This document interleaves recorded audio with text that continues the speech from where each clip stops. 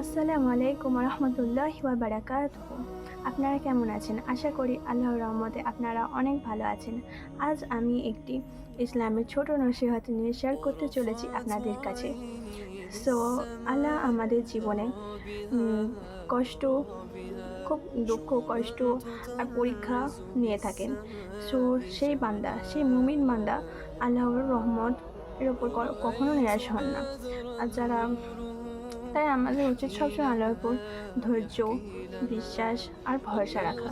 আমরা কখনোই আল্লাহর ওপর বিশ্বাস, ধৈর্য আর ভরসা থেকে কখনোই বঞ্চিত হব না। আমরা যে কোনো মুহূর্তে যেখানেই থাকি না কেন আমাদের অবশ্যই আলহামদুলিল্লাহ বলা অনেকই দরকার। আলহামদুলিল্লাহ বললে আমরা আল্লাহ তাআলা অনেক খুশি হন। তাই উচিত আমাদের যে মুহূর্তে থাকি না কেন, দুঃখ, কষ্ট, হাসি, কান্না সবখানে আমাদের আলহামদুলিল্লাহ অনেক বড় বলা দরকার। সো আল্লাহ আমাদের উত্তম পরিকল্পনাকারী। এই জন্য সবাই জানে আল্লাহ সত্যি উত্তম পরিকল্পনাকারী, আর আল্লাহ ছাড়া আর কেউ নেই উত্তম পরিকল্পনাকারী। আর কি বলবো, আমার একটা ফার্স্ট ভিডিও বলে একটু আটকাচ্ছে, তো আপনারা কিছু মনে করবেন না, face to face first video বলে। সো আল্লাহ হচ্ছে উত্তম পরিকল্পনাকারী। এই জন্য আল্লাহর ওপর কখনো নিরাশ হবেন না।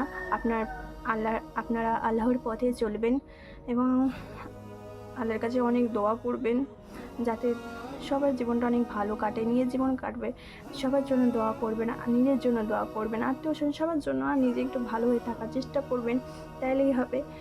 আর নামাজ, আল্লাহর পথে থাকার চেষ্টা করবেন। আমরা সবাই মিলে সবারই একে অপরের জন্য দোয়া করব। আর আল্লাহ আমাদের আল্লাহর পথে চলার সঠিক তৌফিক দান করুক, আমিন। আমার ব্লগটি যদি আপনাদের ভালো লেগে থাকে তাহলে একটি লাইক, কমেন্ট অ্যান্ড শেয়ার করে দেবেন, আর সাবস্ক্রাইব করতে ভুলবেন। আল্লাহ হাফেজ।